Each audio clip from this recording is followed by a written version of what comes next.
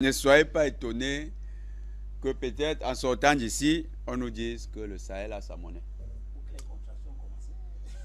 Mais sauf qu'on n'en parle pas suffisamment et c'est peut-être là le Les problème. informations qu'on a, c'est que les machines sont déjà là. C'est vous qui le dites ouvert officiellement chez Afrique Média. Les machines sont déjà disponibles, la technologie est disponible.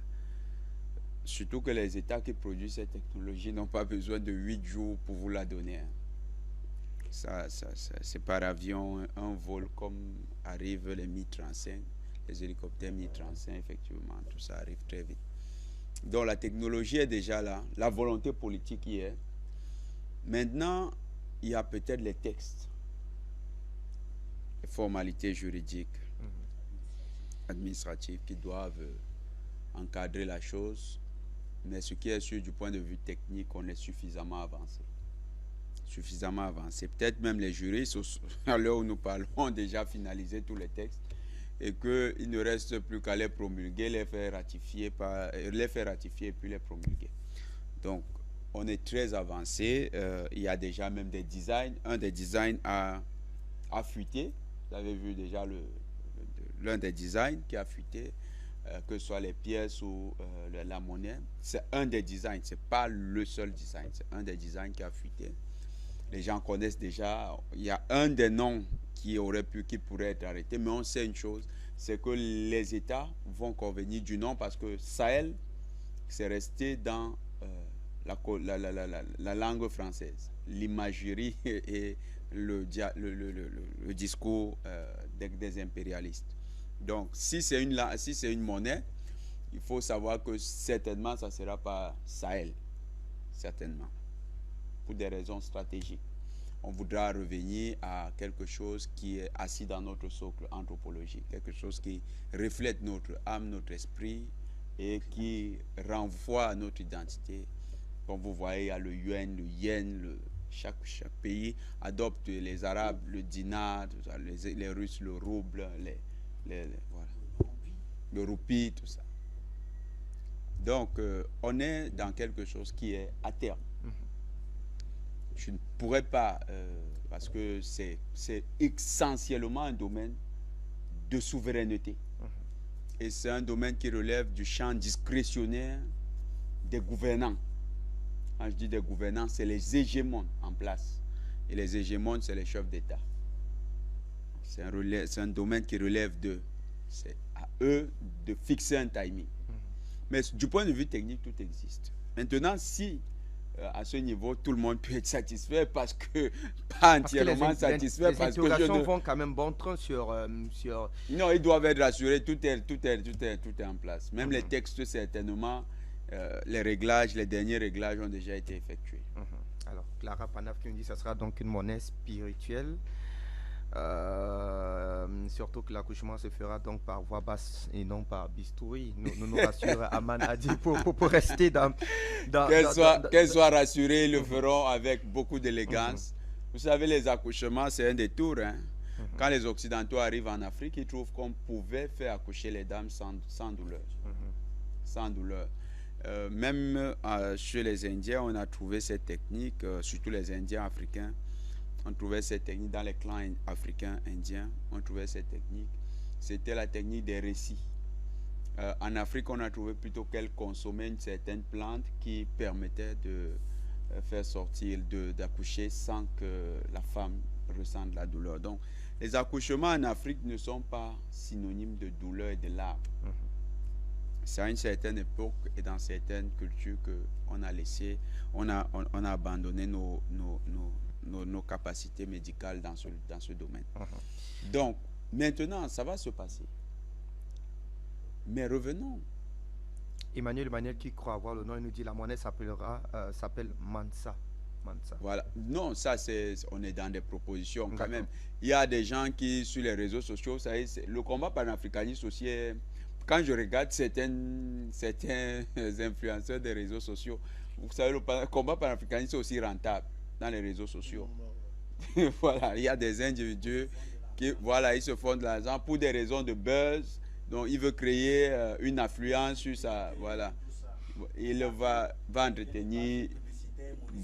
Voilà, il propose des noms, il vous dit que c'est ça, ça arrêté. Mais lui, c'est qui? Il est Assimi Goïta, il est Général Tchani, il est Ibrahim Traoré. Et s'il est même leur conseiller technique, il est astreint au droit de réserve. Comment est-ce qu'il viole son droit de réserve pour venir s'exprimer dans les réseaux sociaux? Donc ce serait un peu naïf de la part même des panafricains d'aller croire des histoires des sonnettes comme dit le président. Mais revenons à l'élément. Si les éléments techniques sont présents, sont réunis. Pourquoi cette monnaie est importante maintenant? Quand vous regardez le déroulé, il y a eu l'émancipation politique qui est désormais actée. On ne discute plus. La France ne peut plus dire je vais faire ceci. Le Mali lui dit tu restes calme, je le fais moi-même. Le Niger c'est pareil. Le Burkina Faso c'est pareil. Le Mali vient de vaincre les terroristes. Le Burkina a infligé une cuisante défaite aux terroristes il y a quelques jours. Les villes du Burkina, il ne reste plus que moins de 15% du territoire à reconquérir. Au niveau du Niger, l'armée est en train de monter en puissance. Les Iraniens vont bientôt livrer aux Nigériens du matériel stratégique.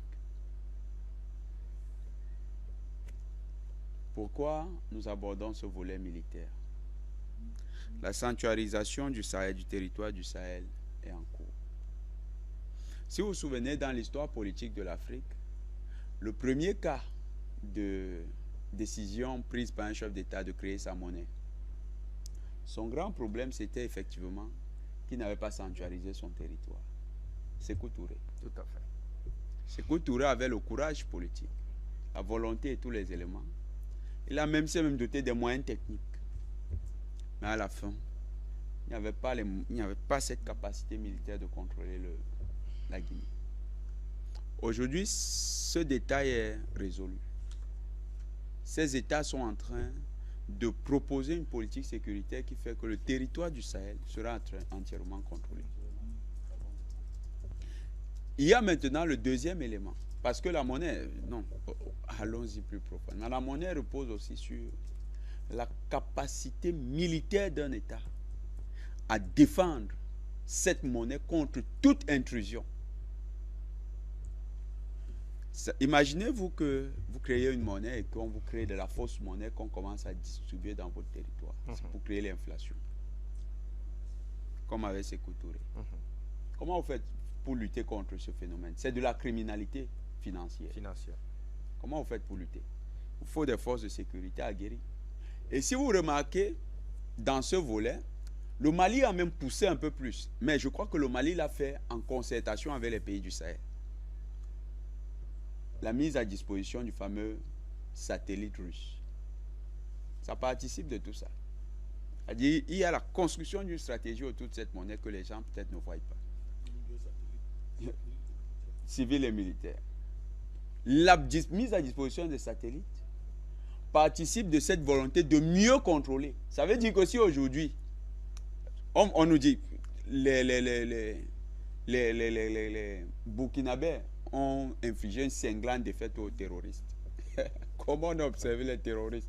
Parce qu'on les a observés, hein, même les points de ralliement, comment ceux qui sont partis de Mauritanie, ils ont retrouvé ceux qui quittaient du Mali pour redescendre sur le Burkina. Donc il y a toutes les données. Le satellite les saute. Eux, ils se baladaient, ils croyaient que c'était encore la foi au terrorisme comme à l'époque. Ils ignorent qu'actuellement, partout où ils se trouvent, l'État malien aussi à côté, et les regarde, on dit, les amis, on vous voit avancer, allez-y. On vous attend juste au carrefour. Donc, vous voyez que c'est tout ça. Désormais, tout le Sahel aussi est sous observation. Donc, sur le volet sécuritaire, tout est en train d'être peaufiné, tout est en train d'être mis en place pour que ce soit achevé. Maintenant, le deuxième élément, c'est la politique industrielle qui commence à être ambitieuse. Le Mali a signé avec la Russie, la Fédération de Russie, la construction d'une raffinerie d'or, 200 tonnes d'or. C'est pour garantir certainement la monnaie. Le Burkina, lui, c'est 150 tonnes d'or annuel. C'est pour garantir cette monnaie. Mais quittons un peu sur le volet or. Le Mali a demandé 150 industries. Ça n'a jamais été spécifié dans quel secteur ils veulent les industries. 150 industries. D'accord. C'est-à-dire qu'il y a des industries qui vont naître au Mali, ouais, dont on n'a pas encore conscience du contenu. Au niveau du Burkina, ils sont en train de travailler à une politique également industrielle très similaire. Pour booster tout ça, ils ont besoin de construire des centrales nucléaires. Il faut payer tout ça. Tout ça, c'est des projets qui demandent de l'argent. Vous voyez que la politique économique actuelle, qui est très ambitieuse, demande qu'on lève un ensemble de barrières, notamment la barrière monétaire. Parce qu'actuellement, si vous êtes dans le franc CFA et vous voulez réaliser ces projets, la France, à travers ses larbins locaux, peut vous couper les vivres. Vous voyez que les conditions de la monnaie sont réunies. Les éléments même à quoi la monnaie va servir. Parce qu'on dit que ce n'est pas la création d'une monnaie qui est le plus important. Premier paramètre, il faut la sécuriser. Deuxième paramètre, il faut que votre économie soit capable de soutenir le modèle, voilà, qui va soutenir cette monnaie. Si vous n'avez une monnaie et que votre monnaie n'est pas une monnaie qui vous permet de produire, qui vous permet juste de consommer, la monnaie finalement elle s'affaiblit et puis ça crée également l'inflation. Donc, le Mali, le Sahel, on est en train de voir cette politique. La réunion de l'AES a ce site pertinent, c'est que les démarches ne sont pas isolées. Les démarches sont maintenant intégrées dans le grand ensemble. Dans le grand ensemble, il y a par exemple la question de l'énergie. Il faudra, tout à fait, il faudra assurer l'autonomie énergétique du Sahel. Ça passe par une chose. Déjà, ils ont pensé à l'énergie nucléaire. Pourquoi? Parce que le nucléaire est abondant dans le Sahel. Ils ne pouvaient pas penser à l'hydroélectrique. Si vous passez par l'hydroélectrique, vous commencez à compter sur certains pays. Par exemple, si vous êtes au Niger et que vous comptez sur le fleuve Niger, vous l'avez en partage avec le Nigeria. Donc vous allez toujours être dans des discussions avec le Nigeria pour des grands projets sur le Niger. Tout à fait. Voilà. Donc, vous revenez, donc, vous avez la politique énergétique basée sur le nucléaire. Et sur le nucléaire, ils sont en train certainement de réfléchir à une politique intégrée. 70% de l'énergie qui est utilisée au Niger provient du Nigeria. Cette dépendance énergétique, il faut la stopper. 30% de la production des besoins énergétiques de Mali proviennent de Côte d'Ivoire. Cette dépendance énergétique, effectivement, il faut également couper. Donc, ils sont actuellement en train de réfléchir, comme la politique économique assez ambitieuse, ils réfléchissent à un projet intégré. Et le général Tchani, c'est intéressant parce que sa visite à Bamako puis à Ouagadougou, ça a été une visite où ils ont discuté, ils ont abordé tous ces sujets. Certainement, les centrales nucléaires qui vont être mises sur pied, on va maximiser sur les installations d'Orano actuellement. Parce qu'il faut, à terme, il faut nationaliser Orano. Il faut nationaliser cette affaire. Les mines d'Arlit, toutes les mines d'uranium du Niger, il faut nationaliser ça, chasser cette affaire d'Orano. Ils sont trop volés. Même s'ils disent qu'ils n'ont pas encore été remboursés, ils ont remboursé. On n'a pas besoin de savoir comment ils se sont remboursés, qu'ils aillent avec ce qu'ils ont déjà pris. Il faut nationaliser la mine d'uranium. Et maintenant, continuer dans cette intégration. Mais se doper avec une économie qui est elle-même autonome. Une autonomie qui est garantie également par une monnaie qui est convertible au niveau international. Et ça, c'est le troisième paramètre.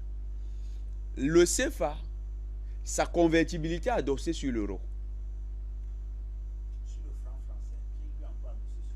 Depuis 2000, il y a une nouvelle convention qui nous adosse le franc CFA sur l'euro. Alors, si vous êtes adossé sur l'euro, ça veut dire qu'en fait, vos devises sont toujours, Bertrand, vos devises sont toutes libellées en euros. Ça veut dire qu'en fait, c'est la Banque centrale. Si ces États continuent dans ce modèle, la Banque centrale véritable sera la Banque européenne. Ça les amène à progresser dans le cadre révolutionnaire, à couper ce lien avec la Banque centrale européenne. Question des devises. Le franc CFA n'est pas une devise. C'est une monnaie, mais pas une devise. Parce que franc CFA, ce n'est pas convertible à l'international avec les autres monnaies. c'est l'euro qui est la devise. Vous voyez un peu? Donc, la nouvelle monnaie doit être une devise, c'est-à-dire qu'elle doit être convertible avec toutes les autres devises. Et là également, vous avez suivi, actuellement, il y a un mécanisme qui est en train de vouloir être utilisé. C'est le mécanisme des BRICS. Vous savez ce que les BRICS pratiquent à l'international? C'est qu'on assoit la monnaie sur un panier de ressources. Et ça, c'est très intéressant. Et sur l'or. L'or, particulièrement dans le cadre de la convertibilité avec certaines autres monnaies. La dédollarisation. Donc, on entre dans les débats de fond maintenant de la révolution. On entre dans les débats de fond. La question de la dédollarisation est en cours également dans le Sahel. Et c'est pourquoi ça oblige donc à une cohérence politique et sécurité interne. D'abord, les deux pays, le Niger et le Burkina, ne pouvaient plus donc rester dans le C3. Et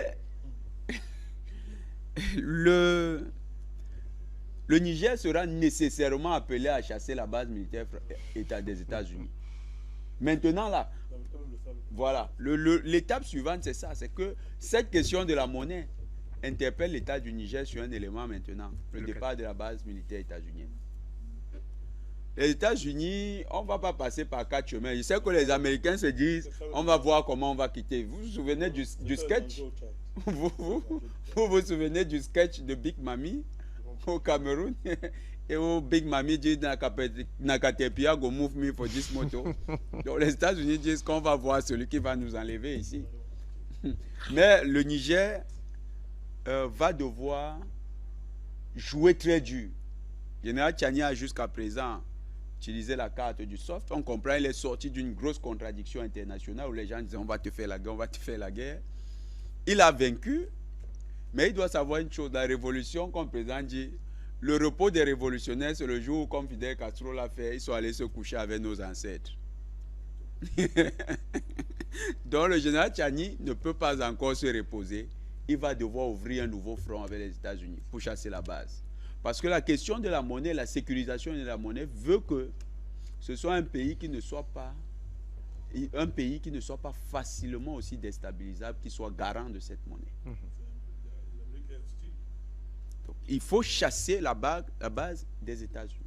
C'est très important. Donc, quand vous avez cette lecture, vous comprenez donc pourquoi actuellement il y a des réflexions qui continuent, qui ne sont pas donc que techniques, qui ne sont pas que liées aux questions juridiques, qui sont aussi liées à un timing, lié à la présence d'un ensemble d'ennemis sur le territoire du Sahel. Éternellement, les autorités du Niger doivent monter d'un cran. Il faut que d'ici, avant le 1er janvier, la demande soit clairement faite aux États-Unis. D'accord. Au fin de leur dire de quitter le territoire du Niger, parce que le Niger, avec les autres pays, eux, ils entrent dans une nouvelle union économique qui est hostile au dollar, parce que cette union économique sera reliée par le jeu d'alliance aux BRICS. Le Mali étant un allié de la Russie sur le plan de la coopération internationale. La Russie étant l'un des promoteurs des BRICS, ces États-là, l'AES, se retrouvent donc de facto dans une alliance avec les BRICS. Charles Kenyé, on a vu, lorsqu'il fallait bien entendu répondre aux questions militaires dans le cadre d'une intervention globale au sein des pays membres de l'AES, il y a eu un fort déploiement, une très forte communication. Mais là, sur le coup de la mise en place d'une monnaie unique au sein de l'AES, ça se fait beaucoup plus discret. Est-ce que, et comme le disait tout à l'heure Jonathan, c'est au regard en tout cas d'un certain nombre de complexités d'ordre endogène et même exogène qui pousserait ces derniers, parlant des responsables de ces trois pays à se vouloir beaucoup plus discrets dans le processus de mise en place de cette monnaie unique? Je pense que quand vous convoquez l'histoire, quand vous convoquez l'histoire de cette monnaie avec l'Afrique et ses dirigeants, vous comprenez très bien la démarche des autorités maliennes, burkinabè et nigériennes. Il faut dire très clairement que la problématique du CFA en Afrique aujourd'hui tourne autour de deux grandes interrogations. La première, c'est est-ce que cette monnaie est-elle une propriété française ou africaine? Et la seconde, c'est devrons-nous y rester ou allons en sortir? Et pour répondre à ça, il faut simplement questionner l'histoire de cette monnaie, sa relation justement, comme je le disais tout à l'heure, avec l'Afrique. Je rappelle ici que la date de création du franc CFA date du 26 décembre 1945. Et lorsque la France crée cette monnaie-là, au même moment, cette France signe les accords de Bretton Woods et procède à sa première déclaration de parité de cette monnaie au FMI.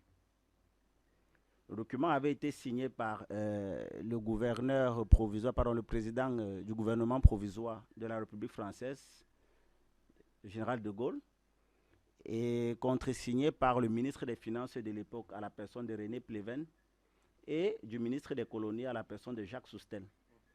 Et ce document devait être publié le lendemain au journal officiel français de la République française.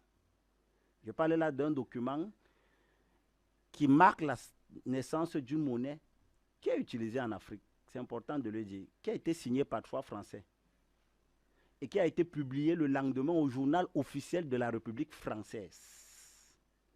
Nous sommes là le 26 décembre 1945. En 1958, vous avez un très célèbre personnage africain que très peu ne maîtrisent pas, à la personne, mais je crois que le président doit le connaître, de Djibo Bakary, du Niger, le président justement du parti Sawaba, qui avait justement pensé la problématique de la monnaie au Niger. Et vous savez ce qui s'est passé? C'est-à-dire que De Gaulle a tout fait pour créer tous les problèmes du monde à ce monsieur, au point de l'envoyer en exil et de placer Amani Diori à sa place. Exactement. Nous sommes là en 1958. La même année de 1958, on se souvient de ce qui s'est passé avec Sékou Touré. C'est-à-dire que Jonathan Batengene le rappela encore, c'est-à-dire tout ce mercenariat financier, toute cette criminalité financière, tout simplement parce que Sékou Touré avait pensé ou avait mis sur pied monnaie. On a vu comment la France a fait circuler de la fausse monnaie pour justement créer cette inflation et permettre au président Sékou Touré, je crois à l'époque c'est la Guinée, si je ne me trompe pas, exactement, la Guinée qu'on a créée. Donc, ensuite, vous avez 1962 avec Modibo Keïta. Parce que Modibo Keïta, ce n'est pas qu'il voulait créer sa monnaie. Le Mali avait une monnaie grâce à Modibo Keïta. Alors, qu'est-ce qui s'est passé? On a vu tous les problèmes qui ont été créés à Modibo Keïta, bien sûr, par le général de Gaulle en complicité avec certains chefs d'État africains, dont je vais taire le nom ici, qui ont conduit à ce que par la suite, ce président a été non seulement arrêté, il a été emprisonné et il a fini par être empoisonné. Vous avez 1963 avec Sylvanus Olympio. Lorsque le président Sylvanus Olympio au Togo déclarait l'arrivée d'une monnaie le 15 janvier 1963, 2 jours avant, c'est-à-dire le 13 janvier 1963, on a vu ce que la France a fait de ce président. Il a été assassiné. Vous avez 1975 avec le président François Tombalbaye. Je tiens à rappeler que le président François Tombalbaye lui-même avait un projet, justement, de mettre sur pied une monnaie pour son pays. Et la réponse qu'il a reçue, c'est que l'armée française a bombardé le palais présidentiel. Le lendemain, il a été retrouvé mort à l'intérieur du palais présidentiel suite au bombardement de l'armée française. Nous sommes là en 1975 avec le président François Tombalbaye. Vous avez 2010, la crise post-électorale en Côte d'Ivoire. On a vu toutes les sanctions qui pesaient sur la Côte d'Ivoire et la volonté du président Laurent Koudou-Babo de mettre une monnaie, il vous souvient. C'est justement suite à ça que la France a tout fait pour mobiliser la force Licorne. Et nous connaissons tous la suite aujourd'hui. Vous avez 2011, avec l'opération Harmattan contre le guide libyen Muammar Kadhafi. Et vous vous souvenez encore que Kadhafi également, c'était toujours dans la dynamique de tuer et justement de permettre à l'Afrique d'avoir cette autonomie financière et par conséquent justement d'éliminer le franc CFA. Et vous avez vu ce qui s'est passé avec le président Kadhafi en 2011 avec l'opération Harmattan. Et rappelons que dans l'opération Harmattan, ce n'est pas nous qui le disons, mais je crois qu'il y a des documents de la DGSE, à savoir le renseignement français, qui ont fuité, qui démontrent à suffit que c'est le service action de la DGSE qui opérait justement en 2011 en Libye et que c'est eux justement qui ont arrêté Kadhafi et qui l'ont mis une balle dans la tête. C'était le service action de la DGSE. Donc, vous avez 2021, l'assassinat du président Idriss Déby. Vous savez que le président Idriss Déby était quand même l'un des grands, hein, qui se prononçait très... Vous nous permettez véritablement de tous ces acteurs qui ont osé s'attaquer finalement à cette chasse gardée de la France, qui est la monnaie. Exactement. 2021, Idriss Déby, vous savez très bien les positions d'Idriss Déby sur la monnaie. Le président le rappelait encore ici. Absolument. On connaît très bien. On a encore ces déclarations. Je crois que de temps en temps, on les fait passer même ici sur Afrique Média. Et on sait très bien comment Idriss Déby est parti. Voilà donc l'histoire du franc CFA avec l'Afrique. Et quand vous visitez cette histoire, vous comprenez très bien que un projet comme celui-là, lorsque vous l'initiez, vous ne le faites pas à tambour battant. Est-ce que dans le contexte, je vous relance Charlie, c'est pas différent parce que les éléments que vous avez convoqués là, c'était des individus qui s'y engageaient de manière, on va dire de manière peut-être individuelle. Oui, le président Kadhafi, c'était dans une vision beaucoup plus globale, même si ses pairs ne s'intégraient pas, du moins s'intégraient à cette vision progression. Mais là, sur le coup, on a quand même 3 présidents qui ont décidé de s'unir pour penser véritablement une sortie, du moins la mise en place d'une monnaie commune. Est-ce que là, c'est pas bien plus complexe, en tout cas favorable, cette fois-là, dans une dynamique en tout cas de concrétisation de cette réflexion? Je convoquais l'histoire pour que vous compreniez. C'est vrai déjà que le contexte n'est pas le même. Le contexte des années 1960, 70, 80 n'est pas le contexte des années 2020, 2023. Ça, c'est la réalité. Mais également, indépendamment du contexte, et là, je suis d'accord, c'est que cette dynamique d'ensemble aujourd'hui rend ce mouvement beaucoup plus fort. Mais si vous ne comprenez pas l'histoire, pour voir là où vos prédécesseurs ont échoué, vous n'arriverez pas justement à mener à terme cette révolution. Je ne sais pas si vous comprenez un peu ce que je suis en train de dire. C'est dans ce cadre où je voulais d'abord convoquer l'histoire pour que les gens voient. Et vous avez suivi à travers mon déroulé qu'à chaque fois, il y a eu une annonce, on a vu la suite. Et vous comprenez très bien justement la dynamique dans laquelle aujourd'hui s'insèrent ces chefs d'État. C'est sur les réseaux sociaux qu'on s'agite beaucoup sur la monnaie. Vous verrez qu'eux-mêmes, ils ne vous disent pas clairement que voilà ce qu'on fait, mais ils vous donnent les éléments sur lesquels vous pouvez analyser ce qu'ils sont en train de faire. Et c'est justement parce que quand vous comprenez l'histoire du franc CFA avec l'Afrique et les dirigeants africains, vous comprenez très facilement la démarche qui est entreprise aujourd'hui par les États de l'Alliance du Sahel. Donc, quand je finissais de convoquer ces éléments-là, c'était pour arriver à quoi? C'était pour arriver au fait que à partir de cela, on retient 2 choses. La première, déjà, c'est qu'une monnaie, c'est une monnaie qui ne nous appartient pas. Je crois que la France détient le brevet du franc CFA. Absolument. C'est une monnaie qui ne nous appartient pas. Et on devrait donc se poser les bonnes questions. Puisque sur un plan purement juridique et légal, cette monnaie en elle-même a cessé d'exister. Je vous ai donné sa date de création tout à l'heure, le 26 décembre 1945, pour une durée de 75 ans, qui en réalité s'achevait le 29 décembre 2020. C'est-à-dire que depuis le 29 décembre 2020, sur le plan juridique, le CFA n'est pas une monnaie, elle est illégale. Donc, les États africains en principe, ou alors ceux des États africains qui s'inscrivent dans une dynamique de monnaie ou alors de battement de leur monnaie ou alors de souveraineté monétaire, en réalité, c'est devrait bondir sur l'occasion. Eux sont dans la légalité. C'est-à-dire que tout État qui s'ingère ou alors qui s'insère dans ce mécanisme-là, en réalité, s'insère dans la légalité. Puisque légalement, cette monnaie a cessé d'exister. Et on devrait même aller plus loin, mon très cher frère Fabrice Nou. J'aime souvent me poser les questions de bon sens. Pourquoi les sous-régions économiques se marquent et se sont toujours à la traîne? En Afrique, on a pratiquement, je crois, 4 ou 5 sous-régions économiques.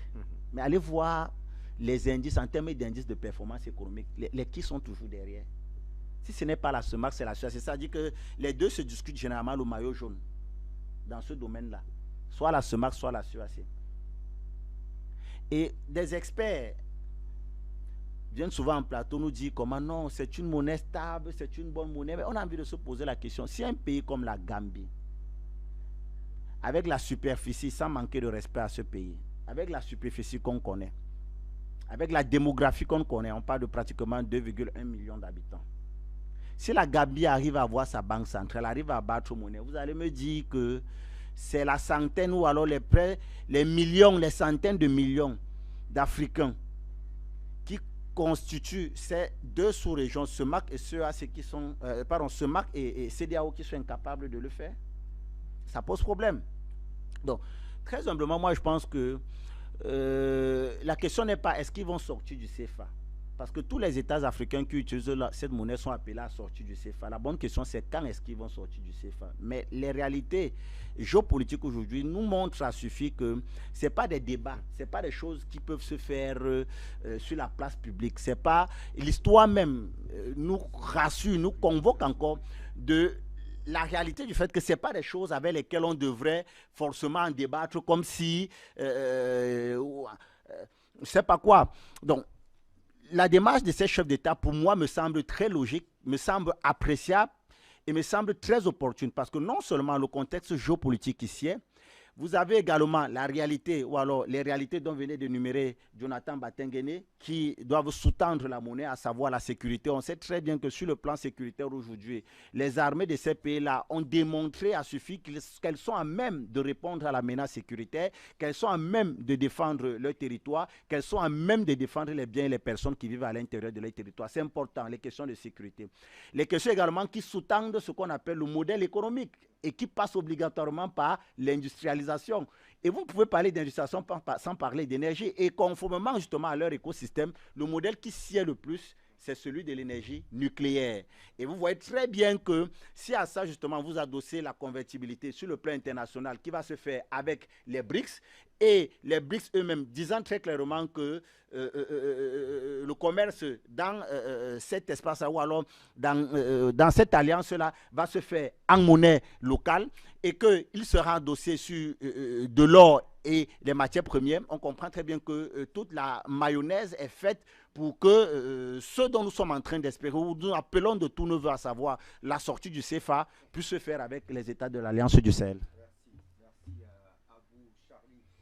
On a été perturbé parce qu'il y a un flux de réactions qui nous parviennent à l'instant. Il y en a pu checker, Bertrand et moi, et on s'est rendu véritablement compte que oui, l'application a littéralement disparu. Je dis littéralement disparu sur Play Store. Donc vous tapez Play Store, VKontact, vous n'avez plus une seule trace de l'existence de cette application. En lieu et place de VKontact, on vous propose rapidement Instagram qui est comme un relais. Voilà. Donc pour on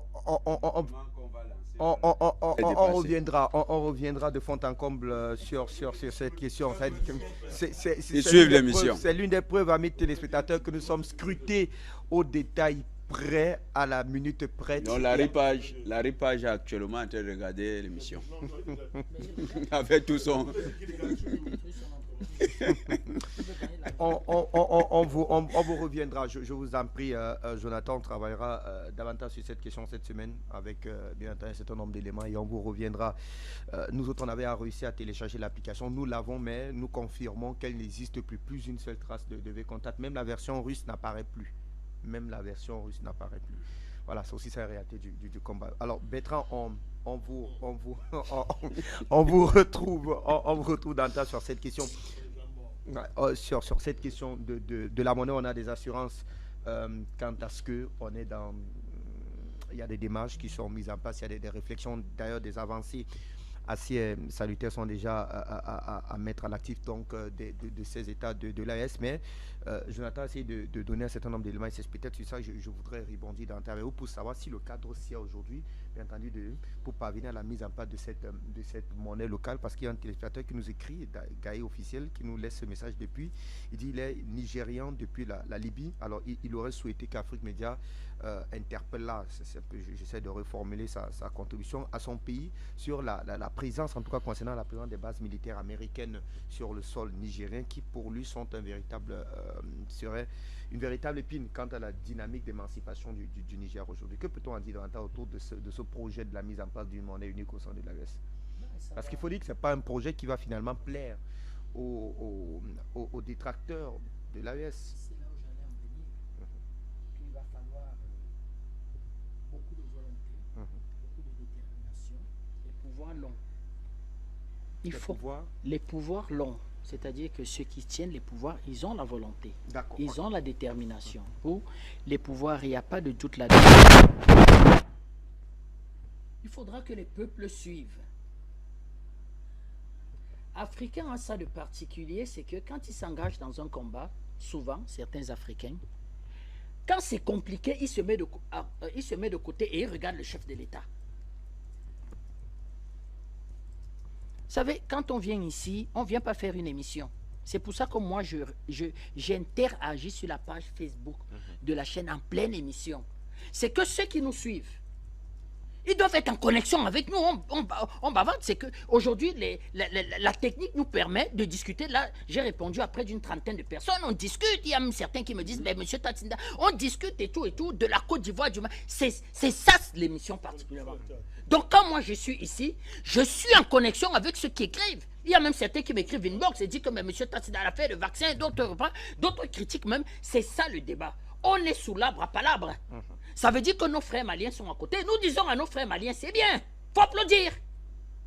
Mais, le président Banda dit Rothschild.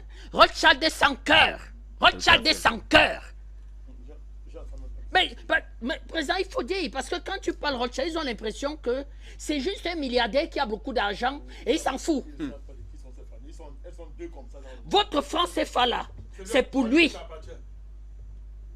Donc il va vous faire la guerre. Il ne faudrait donc pas que Maliens, Nigériens, à un moment donné, une partie de la population se tourne et regarde les chefs d'État. Nous sommes comme ça, Africains. Tout à fait. Nous sommes comme ça, Africains. Attentistes. Donc ça doit sceller l'alliance. Ce n'est même pas seulement une affaire, en quelque sorte des pays de l'État du Sahel. Tout Africain panafricaniste doit se sentir concerné par cette affaire. Et dire que si des conséquences terribles arrivent, j'entre dans cette affaire. C'est-à-dire, je m'engage. Donc, il faut un véritable pacte de confiance des panafricanistes. Il faut un véritable pacte d'adhésion. Il faut un pacte d'alliance entre les panafricanistes et cette vision de se dire qu'il faut se doter d'une nouvelle monnaie. Pourquoi je vous dis ça? Parce qu'aujourd'hui, au Cameroun, le Parlement a ratifié et adopté les statuts du Fonds monétaire africain. Ces statuts avaient été émis sur pied le 25 juin 2014. Et en 2014, à Malabo, quand ils mettent sur pied les statuts en fait, du Fonds monétaire africain, ils expliquent que dans 9 ans, ces statuts doivent s'appliquer. Mais pour s'appliquer, il faut qu'un minimum de 15 pays africains aient ratifié. C'est-à-dire les parlements de 15 pays africains. Nous sommes 54 États. 9 ans après, le quota n'est pas atteint. Or, les pays africains sont égorgés par le Fonds monétaire et la Banque mondiale. Question: pourquoi les pays africains ne ratifient pas cet instrument? Je vous donne les missions: la stabilité économique, la gestion des crises financières, favoriser la croissance macroéconomique, développement commercial interrégional. On peut trouver véritablement que ce n'est pas parfait. Il y aura même, comment je vais dire, que des mafieux. Il y aura même des financiers étrangers qui vont nager là-dedans. Mais c'est déjà un outil qui nous appartient à nous. Moi, je vais préférer quand même traiter avec cette histoire que véritablement traiter avec le Fonds monétaire international et ce qu'on appelle les conditionnalités du Fonds monétaire international. Là où nous sommes aujourd'hui, il n'y a pas 9 pays qui ont ratifié l'affaire là. Pourquoi Africains ne ratifient pas? Siège Yaoundé. Le Cameroun a ratifié, le Parlement a ratifié. Il faut 15 pour que les statuts s'appliquent de fait. Et quand on commence à mettre même la faisabilité, on met la faisabilité de l'affaire et même on touche les architectes pour véritablement commencer à penser construire le siège. Aller maintenant dans les réflexions de savoir quelles sont les missions, comment est-ce qu'on peut mettre sur pied même cette histoire. Mais entre-temps, tous vos pays ne sont pas sous les plans triennaux avec le Fonds monétaire international. C'est-à-dire avec M. Rothschild. Et il va vous laisser comment? Si vous ne voulez pas bagarrer, il va vous laisser comment? Voilà les enjeux de l'affaire. Deuxième des choses, mon frère Jonathan, on a quelle garantie pour que les hommes politiques futurs maliens soient des gens sérieux? Toi, tu as étudié un peu la sociologie des hommes là. C'est comment là? Au Mali, Burkina, même Niger. Vous savez, si on pose des questions de fond. C'est la durée. La durée des nouveaux pouvoirs. On modifie le cadre le cadre politique dans lequel ils évoluent, c'est-à-dire on change l'écosystème. Et même au niveau des écoles, on réforme l'enseignement. Voilà. Ça fabrique de nouveaux. Vous voyez donc que ne vous agrippez pas à envoyer le franc CFA. Je l'ai dit ici. Que votre système éducatif vous crée des bazooms. Tout à fait. Si vous ne refaites pas l'enseignement, même cette histoire de langue-là, Jonathan, moi je pose la question aux enfants brillants. Monsieur Kenyé, la francophonie nous sert à quoi? Absolument. Non, mon frère, dis-nous. Absolument à rien. La preuve, c'est que même ceux aujourd'hui qui font office d'anglo-colons, à savoir l'Union africaine et tous ceux qui y siègent, l'ont reconnu. C'est la raison pour laquelle en 1975, ils ont choisi de voter à l'unanimité le Swahili comme langue commune en Afrique, mais jusqu'aujourd'hui, est à d'être implémentée. Voilà. Donc la langue peut aider à mettre cette histoire sur pied et à souder véritablement ces États du Sahel. C'est-à-dire qu'ils peuvent avoir, comment je peux dire, une langue commune sur laquelle qui va s'appuyer même déjà la monnaie. Comme dit, la géolinguistique. Voilà le terme. En 1930, le Commonwealth a entamé la géolinguistique avec la fédéralisation de tous les pays qui parlent l'anglais autour de son organisation. C'est l'Angleterre qui crée ce qu'on appelle le Commonwealth. Commonwealth, richesse commune. Et qui est géré donc, par l'anglais désormais comme une richesse commune. Mais toujours autour du projet des Rothschild qui était dans les prémices de ce qu'ils voulaient créer le gouvernement mondial. De l'autre côté, avec les Français à partir de 1960, je crois 1975 également, 1970 comme ça. Ils vont créer également la francophonie, qui sera l'ensemble autour duquel on va faire la promotion de la France autour de la langue française. C'est quoi? C'est une colonisation culturelle. À travers cette géolinguistique, on fait une colonisation culturelle. Désormais, on utilise la langue comme élément de politique internationale. On utilise les mécanismes de positionnement au sein de la francophonie comme un levier de financement même des États. On a vu par exemple le Rwanda avec l'arrivée de Mushikiwabo. Il y a eu des deals qui sont passés en la France. Donc, il y a beaucoup d'autres enjeux derrière. Donc, il y a eu l'ouverture du marché rwandais aux multinationales françaises. C'était l'une des conditions. Et également une facilitation à l'ouverture d'autres marchés à caractère anglo-saxon, lusophone et bien d'autres choses. Pour le cas, par exemple, du Commonwealth, il faut dire très clairement que c'est géré non pas par le gouvernement britannique, mais par la couronne britannique. Vous voyez donc que la sortie de ces groupements d'intérêts extérieurs qui ne nous apportent rien sont aussi, je veux dire, des stratégies peut-être à mettre en place pour reporter cette affaire. Donc vous voyez les contours de l'affaire-ci. Sauf qu'il y a un acteur dans cette histoire qu'on appelle le Nigeria. Pourquoi je vous dis ça? Je vois mon frère qui rit. La banque centrale, la Banque africaine d'investissement est en Nigeria. Et ce sont des banques qui vont fonctionner et qui vont marcher ensemble. C'est-à-dire que la banque, le Fonds monétaire africain, la Banque africaine d'investissement, la Banque africaine de développement et qui, elle, est à Abidjan. La Banque africaine de développement, siège à Abidjan. Je ne voulais même pas ouvrir le débat là parce qu'il va falloir réfléchir. Vraiment, c'est compliqué. Ça, c'est une institution. Et vous aurez donc la Banque centrale du Sahel. C'est-à-dire des États du Sahel qui va émettre dans cette nouvelle monnaie. Et elle doit avoir de très bonnes relations avec ce que je peux dire que ces trois institutions phares, c'est-à-dire que la Banque d'investissement, le Fonds monétaire africain et la Banque africaine de développement. Vous avez quand même une mastodonte qu'on appelle le Nigeria. Quoi qu'on dise quand même, au sein de la CEDEAO, le Nigeria, enfin de ce qu'on appelait espace CEDEAO, le Nigeria, c'est quand même 70% du produit intérieur brut. Les échanges, même la sociologie des populations, Haoussa au Nigeria, on trouve les Haoussa au Niger, les Fulbe et tout et tout. Je crois qu'il faut aussi, véritablement, c'est-à-dire au-delà de la mort de la CEDEAO, que la nouvelle sous-zone d'intégration, je ne sais pas comment on va appeler ça, où le leadership du Nigeria et des relations quand même cohérentes, pacifiées avec nos pays. Bertrand, ce que tu dis est extrêmement pertinent. Explique, parce qu'il y a un débat houleux au Nigeria actuellement, avec la volatilité du Naira. les hommes politiques nigérians commencent à demander comment ce Ils perdent de l'argent. Voilà, comment ils perdent avec ce naira. Ils perdent de l'argent. Ils disent d'ailleurs que la Chine leur avait ouvert les portes il y a peu de temps. Dans une alliance, il y avait un accord entre les Chinois qui ressemble un peu à l'alliance, à l'accord des BRICS. C'est-à-dire qu'il y avait un mécanisme qui permettait au naira d'être fixe par rapport au yuan. Et les hommes d'affaires nigériens, l'État nigérien a renoncé à cela parce que le FMI est venu lui proposer de l'argent pour les investissements dans le pays. Et lui disait, non, ne tiens pas compte de cet accord avec la Chine, préfère plutôt cette question, cette volatilité de Naira, continue d'en maintenir cela. Nous allons t'accorder les facilités internationales.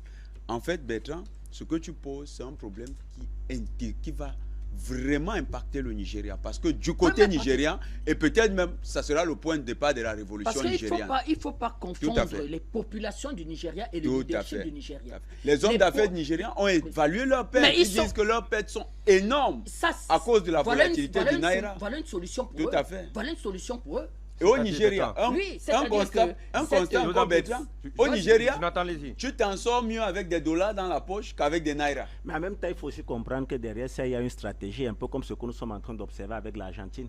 C'est-à-dire que de faire émerger un leader qui va venir vous démontrer à suffire qu'en réalité, le système dans lequel vous voulez, parce qu'il faut dire que le Nigeria fait partie des pays qui également aspirent à beaucoup de choses avec les BRICS. Ils l'ont dit récemment, le ministre des Affaires étrangères l'a rappelé à suffire. On va nous faire sortir de la classe politique un Javier Milei qui va venir sortir un discours de démontrer à suffire que l'économie en la dollarisant, on va se porter mieux et comme ça. En principe, il y a toute une machination également de la CIA qui entre en compte dans ces histoires qu'il faut prendre en compte. Le Nigeria, même par excellence, pour moi, c'est le prototype de pays dollarisé, le plus mal géré au monde. C'est-à-dire que quand tu vois le produit, quand tu vois le Nigeria, tu vois un pays comme l'Iran. Le produit intérieur brut de l'Iran n'est pas très différent du Nigeria, hein, mais regarde le niveau de développement technologique de l'Iran. Et technologique de l'Iran. Et même aujourd'hui, la position de l'Iran dans le jeu géopolitique mondial aujourd'hui, et regarde le Nigeria. On a l'impression que l'Iran est à une année-lumière du Nigeria. Voilà. C'est-à-dire c'est un pays par excellence mal géré. Or, l'avantage aussi de cette nouvelle zone monétaire qui se met en place serait que le Nigeria soit un pays bien géré. Effectivement. Parce que ces pays-là vont exporter au Nigeria. C'est quand même 300 millions de population. C'est des frères, c'est des cousins. Ils ont une histoire commune. Toi qui étudies la sociologie, Jonathan.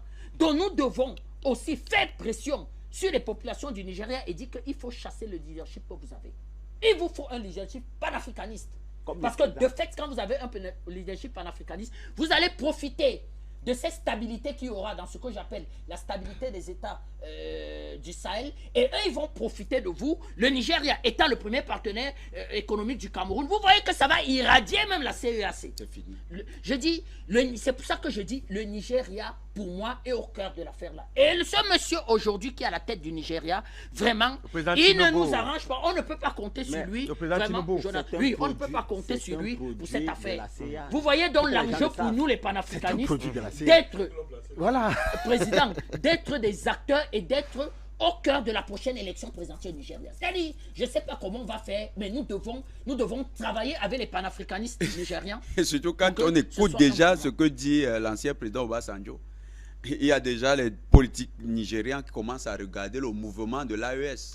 Ils regardent, ils disent la démocratie telle qu'elle nous a été vendue par l'Occident, c'est un gros piège. C'est un gros piège. Mais pour que ça marche, le grand frère pour que ça marche, ça passe obligatoirement par un leadership assumé. Sauf que l'homme qui est là actuellement, on connaît très bien les mécanismes de transformation qui l'ont porté au pouvoir, qui sont orientés, qui sont entretenus par la CIA. Vous faites donc comment quand celui qui détient les leviers de l'État est contrôlé par une entité comme celle de la CIA? Au-delà de la CIA, au-delà de la CIA, le président a touché un autre point, la jonction des capitaux.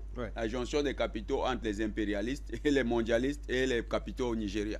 Un autre gros problème du Nigeria, vraiment là, grand frère Bertrand, c'est pourquoi l'AES doit évoluer. Quand les Nigérians vont vouloir marcher avec nous, ils vont marcher. Le problème du Nigeria, c'est que Bertrand, toi tu peux être ici, tu peux être au Cameroun, professeur d'université. Tu ne connais pas ce qu'on appelle une loge maçonnique. Au Nigeria, c'est difficile. Au Nigeria, l'adhésion aux loges maçonniques, c'est comme un dogme de la vie Ce quotidienne. n'est que ça. Et donc, ils sont aliénés par les intérêts occidentaux. Un Nigérian est fier quand on l'identifie à un Britannique. Un Comment- Nigérian. Comment un tu Américain. peux expliquer Alors, Bertrand, que oui. le premier partenaire économique du Cameroun, qui est le Nigeria, il y a 4 millions de Nigériens au Cameroun. Il y a pas, depuis que le nouveau président est arrivé, il n'y a pas une rencontre au sommet avec le président de l'État. Comment tu peux expliquer ça? Le Nigeria, c'est un problème pour nous. Il faut pouvoir Même le très contesté. mettre les conditions pour qu'un Nigeria nouveau Ouais. apparaisse. Tout à fait, tout à fait. C'est tout à une fait. obligation. Je vais même plus loin, Jonathan. Pourquoi le Naira demain ne peut pas se fondre dans cette alliance monétaire De l'AES. C'est ça la vision. Donc, c'est pour ça que je dis à nos frères Ouais. maliens, il faudrait que les populations, c'est-à-dire qu'il faudrait des brochures, il faut que le malien, c'est-à-dire que les populations moment, de ces Jean. pays-là changent. Ouais, Charlie. L'ancien président qui est là actuellement, pas le nouveau, celui qui était là avant, Boiry. il était Boiry. On peut tout dire sur lui, mais il était un peu dans cette dynamique-là, Oui. avec le patriarche Oui. du président. Parce qu'il faut dire Ils ont même mis des journées mixtes. Exactement. C'est-à-dire ils ont mis des journées économiques mixtes. Exactement. C'est-à-dire que Non, le problème même, Bertrand, ce que Charlie dit, c'est vrai, présence mais alternée. historiquement, ça s'explique. Boiry fait partie des généraux qui avait qui s'étaient retrouvés pour combattre le Biafra. Pour combattre le Biafra. Et c'est le Cameroun qui a porté la lutte du Nigeria du côté, en interdisant la base arrière du Biafra au Cameroun. Tout à fait. Donc, Boiry, il n'était pas, on peut dire, il n'était pas si honnête, mais il était reconnaissant. Il savait ce qu'il doit au Cameroun. Il a même été Obasanjo, le général Obasanjo, moi, je savait ne- effectivement ce que lui, il doit au Cameroun. C'est pourquoi les généraux, ils avaient leur politique. Mais quand tu regardes Goodluck Jonathan, l'Ambazonie commence à s'armer sous Goodluck. Bien sûr. Boko Haram. Boko Haram, Goodluck. Ça, c'est Mais- Goodluck. Quand tu regardes Don Tinubu, il n'a pas les mêmes problèmes. Il n'a aucune histoire C'est pour ça que personnelle. moi, je Nous en pense prie, que référement. si le Nigeria, il n'y a pas un Vous gouvernement évoquez, là vous panafricaniste évoquez, au vous Nigeria, évoquez, vous évoquez ça va les perturber. épines, vous oui, évoquez ça va- les épines, défis les auxquels ouais, sont ça va confrontés perturber, l'AES. ça va perturber la vie économique de ces pays Tout à fait. qui ont beaucoup à commercer avec Tout ce à fait. grand pays quand même qu'est le Nigeria, qui a déjà un semblant d'embryon d'industrie, qui a une élite corrompue, une élite militaire corrompue, et sans doute le pays le plus mal géré dans le monde. Et là, c'est sur le un plan, problème. là, C'est un c'est sur problème. le plan régional, mais dans une dynamique beaucoup plus extra-régionale, président Manakani, c'est désormais officiel, le yuan a véritablement contourné et dépassé, bien entendu, le dollar, dans le cadre, en tout cas, des échanges Commercial international. tout à fait. Ah bon? Ouais. Oui, le yuan a dépassé Le yuan a dépassé, dépasse le et dollar. même, là, il y a un C'est la téléspectateur qui... monnaie la plus utilisée dans le ça commerce, va- dans le ça commerce, va vite, dans le hein. commerce Tout à fait. international aujourd'hui. Il y a d'ailleurs cette dépêche qui vient de nous parvenir juste en instant. Et bien, aux dernières nouvelles également, le dollar aurait été dépassé, cette fois-là, tenez-vous tranquille, par le rouble sur le marché des échanges, l'événement. Pas anodin quand on sait quand même que la Russie subit depuis plus d'un an des véritables sanctions occidentales en lien avec notamment le déclenchement de l'opération militaire de la Russie du côté de l'Ukraine.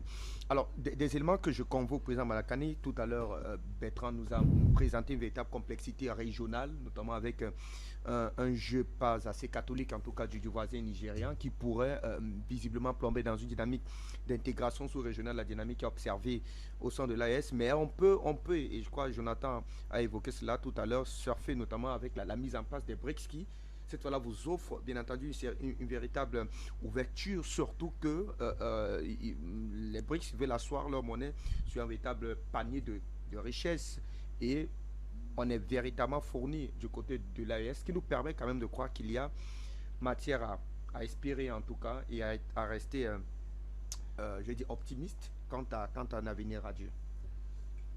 Le contexte qui prévaut à l'avènement de l'AES est différent des autres contextes qui ont prévalu à l'arrivée au pouvoir des dirigeants africains historiques. Ça, c'est la première différence. Et c'est cette différence-là, il faut la prendre au sérieux parce que l'AES émerge à un niveau, à un moment où il y a des évolutions géopolitiques mondiales qui permettent à l'Afrique de capitaliser davantage son histoire. Vu que quand je dis l'histoire, je dis loin des fanfaronnades du folklore identitaire.